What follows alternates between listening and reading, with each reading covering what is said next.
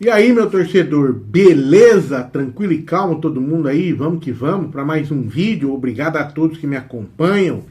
Só peço a você que ainda não é inscrito, tá sempre me acompanhando, mas não é inscrito, inscreva-se no canal, que é importantíssimo para o canal crescer, beleza?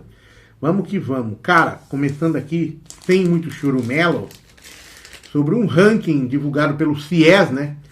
O CIES, que é nada mais, nada menos que o Centro Internacional de Estudos e Esportes, né?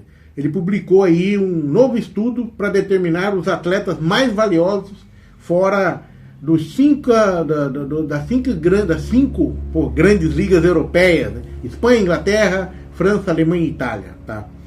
E aí, cara, neste ranking, entre os 10, a gente tem aí o Estevão do Palmeiras, que é o terceiro colocado. Segundo o estudo, é 60,3 milhões de euros. Em décimo está o Paulinho do Palmeiras, olha só.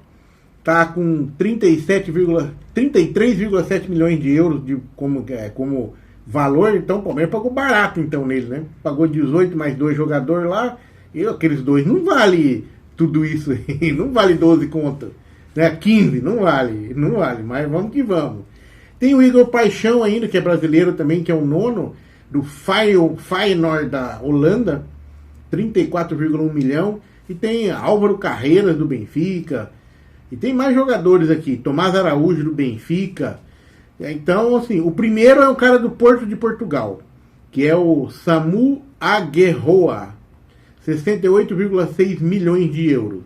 E aí o segundo é o Victor Gyökeres, Sporting Portugal, 67,6 milhões de euros. Essa lista aqui está no palmeirasonline.com. Porém, ela se estende, e eu não achei a extensão dela. Porque aí o Coluna do Fla traz aqui que o Wesley aparece nessa lista também. Não entre os 10, mas entre os mais valorizados aí do futebol mundial fora da Europa, tá? O Wesley, ele que o Flamengo tá tentando segurar aí, né? Tá todo mundo assediando, tá? Ele andou dando uma valorizada aí no seu passe. O Flamengo só aceita negociar ele por 35 milhões de euros, porém, já deixou claro que é depois do Super Mundial. Porque o Arsenal apareceu aí querendo negociar também o Wesley e quer pagar 230 milhões de reais, né? Acho que dá esses 35 milhões de euros, né? E lembrando que, de novo, o Flamengo só vai vender depois do Super Mundial. Será que vai aguentar? Porque, ó, já teve assédio do Barcelona, do Chelsea, do Liverpool, Manchester United, Newcastle, Tottenham, Manchester City. Cara, o homem tá valorizadíssimo, né? O cara tá super visado aí pros europeus. E vai ser difícil segurar. O próprio Felipe Luiz, numa entrevista aí, falou, cara, vai ser difícil segurar. Não tem, que ele tá jogando muito. Que continue jogando muito, né? Que pelo menos até o Super Mundial, para os caras manter o interesse. Porque aquele negócio, hoje, os caras querem. Sabe como é que são essas coisas? Se de repente ele passa por um período aí de queda, que é normal em todos os jogadores, em qualquer ser humano, aí os caras podem até perder o interesse. Mas eu não acredito que isso vai acontecer, porque ele tá voando, né? O moleque tá voando. Tomara que dê certo pra ele, né? É claro que a gente que gosta aqui do futebol brasileiro não quer, né? Queria que ele ficasse aqui, pô. Assim como queria que ficasse o Estevão no Palmeiras, o Neymar nunca tivesse saído do Brasil, e assim por diante.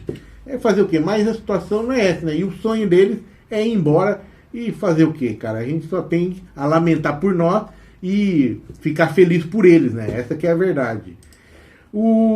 Falando em Felipe Luiz, né? Tem uma reportagem aqui do ge.globo.com que o Felipe Luiz, entre os 10 últimos técnicos do Flamengo, nos últimos 10 anos, né, ele é o menor média de gols sofridos. Tá chamando muita atenção o Felipe Luiz, que ele é um cara que gosta de atacar, de ir pra frente, tá montando um time, tá muito bem o Flamengo, mas é o cara que sofre menos gols. Ele sofreu apenas 12 gols nos 24 jogos no comando do Flamengo, cara. Que coisa. É claro que é um recorte ainda pequeno, mas, mano, chama atenção, cara. Não tem jeito, né, cara? Chama a atenção e, assim, é uma grande esperança aí pro futebol brasileiro, né? Porque a gente está muito carente de técnico, cara. Você pensar que hoje o técnico da seleção brasileira teve que ser o Dorival Júnior. Eu, com todo respeito ao Dorival, cara, mas não dá. Me desculpa, velho. Pode ser até que ele ganhe a Copa do Mundo, tá? Mas aí é mais ou menos na mesmo lance que aconteceu lá na Argentina com o Scaloni, cara. Ninguém queria a seleção argentina, aí foram para esse Scaloni e acabou dando certo. Por quê? Porque houve uma mobilização dos jogadores.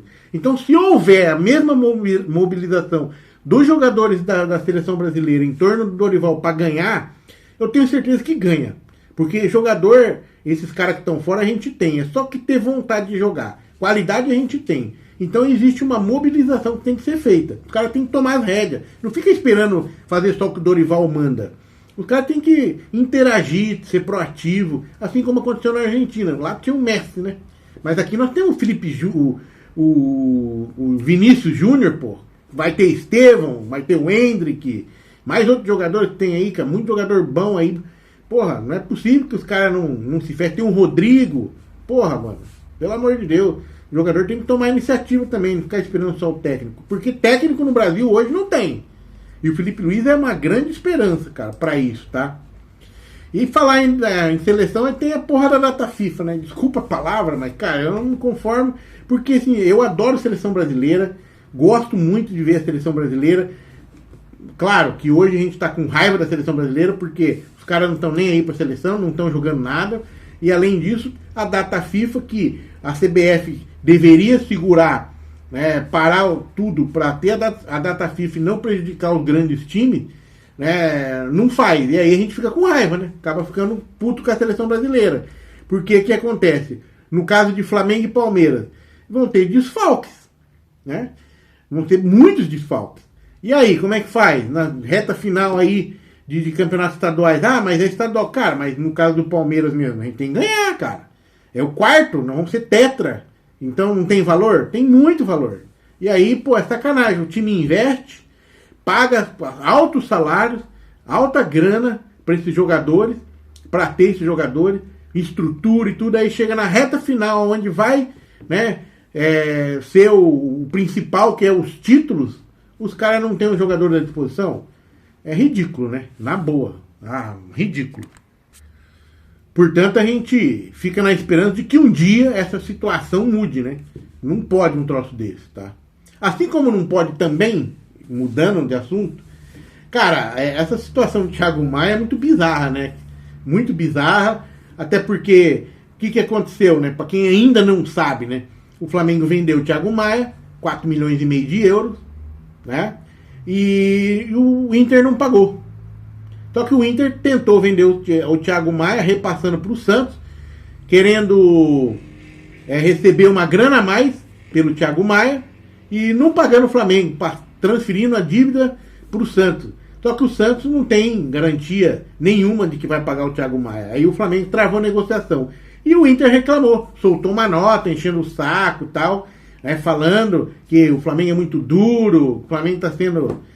não está acontecendo porque é culpa do Flamengo, mas aí o Flamengo respondeu o Inter, né? Soltou uma nota também bem séria em cima do Inter, dizendo que o Inter assumiu uma dívida e não pagou. Simples assim, né? Simples assim, cara. Não foi finalizada, né, a negociação com o Santos por falta de garantias financeiras, né? E o Inter deixou de honrar os seus compromissos. Pois e a nota foi bem enfática. O Inter deixou de honrar compromissos financeiros. Simples assim. E aí quer reclamar ainda, né? E quer dar uma despertão, ganhar uma grana em cima do cara que ele nem pagou, velho. Usou o cara um ano. Faz um ano que foi feita essa negociação. Usou o cara um ano e ainda não paga, quer ganhar um dinheiro em cima. E aí, cara, não dá garantia nenhuma de que vai ser pago. Quer dizer, transfere a responsabilidade para outro clube que também não tem garantido que vai pagar e quer que fique quieto, ficar de boa. Beleza, ok. Faz também um favor, né, mano? Me desculpa, mas não dá, né?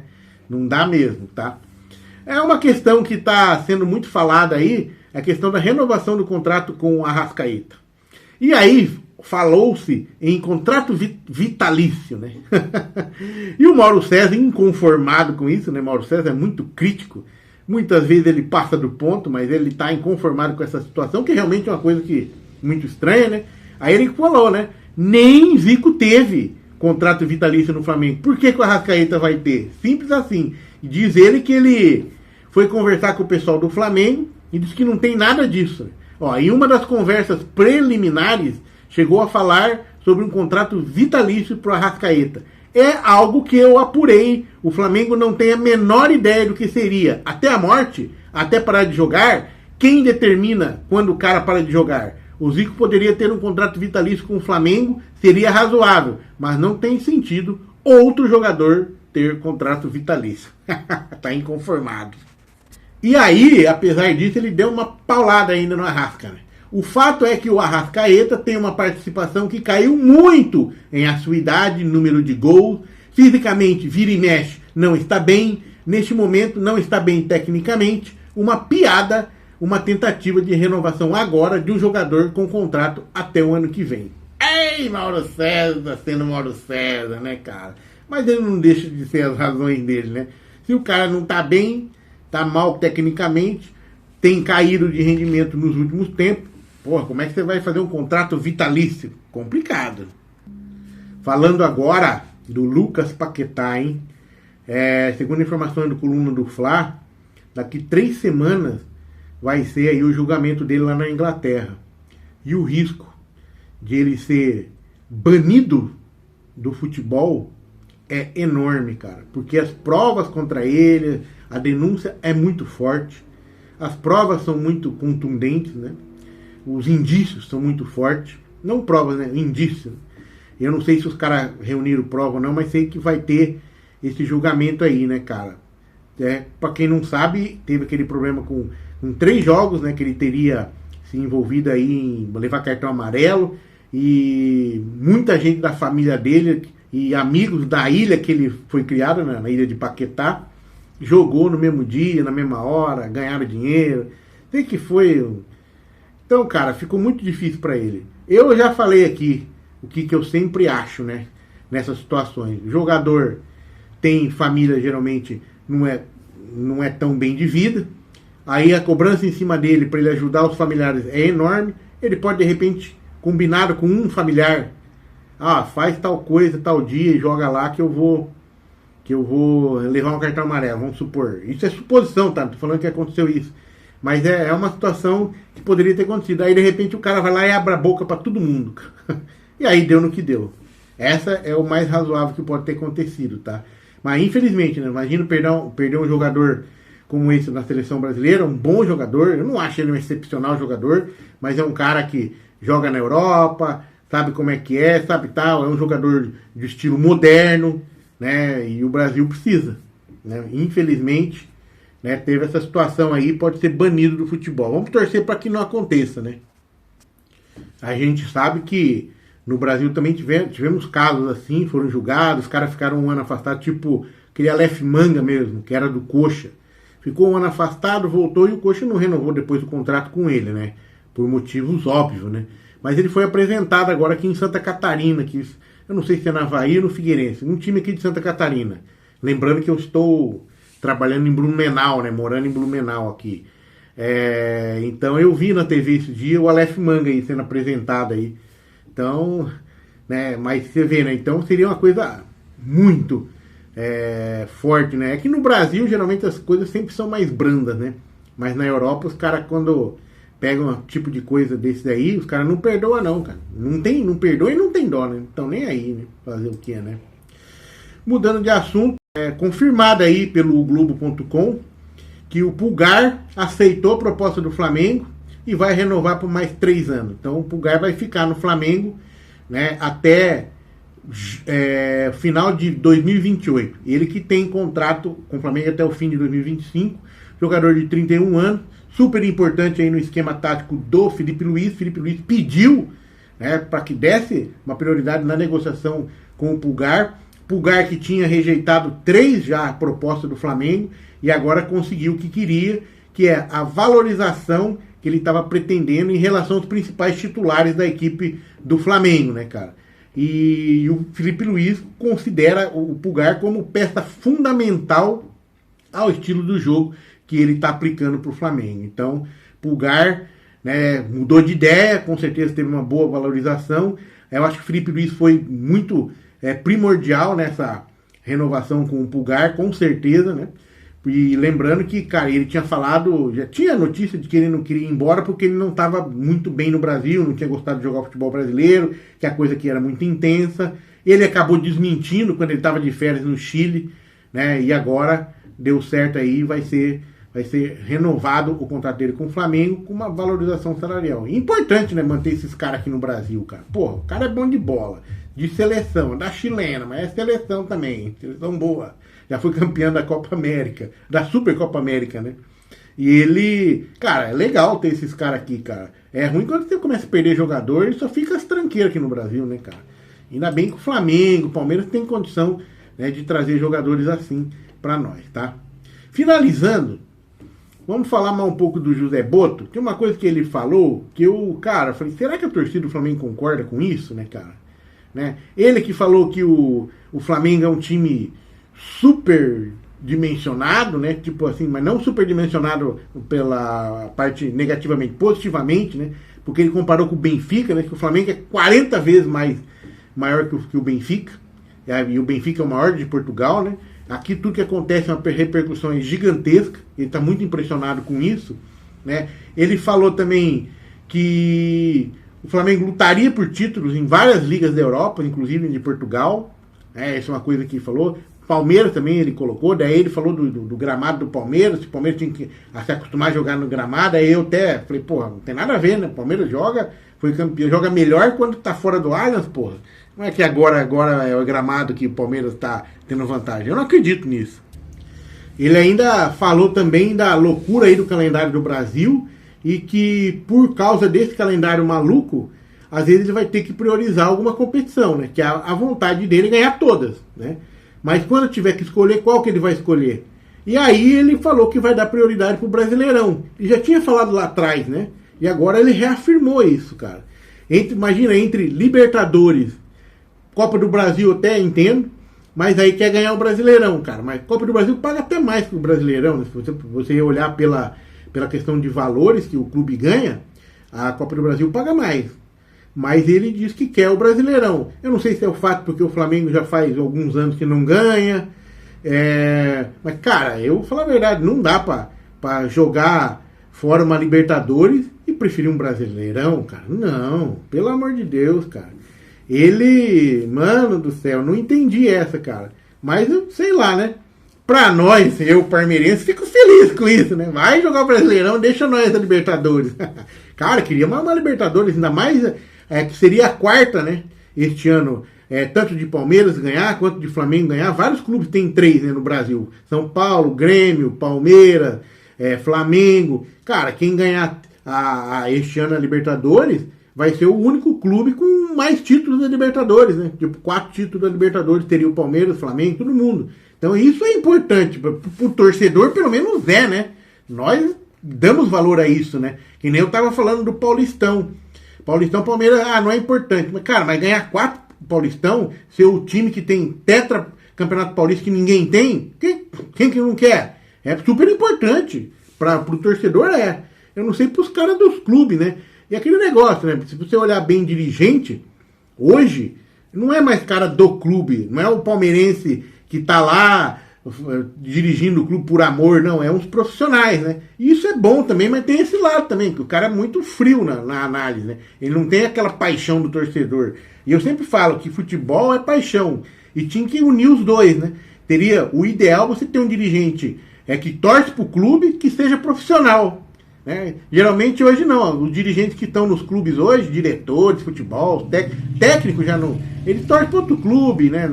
Ou não torce para ninguém, né? Tem, por exemplo, técnico de futebol, imagina que não pode torcer para nenhum time. Assim como o jogador não poderia torcer. Mas no fim, sempre lá no final da carreira, ele se revela para onde ele torce, né? Então eu não sei, o que você acha? Você acha que o José Botto está certo em relação a priorizar o Brasileirão e não o Libertadores? Coloca no comentário a sua opinião aí. Eu vou fazer uma enquete com isso aí, beleza? Até o próximo vídeo. Toda a cidade.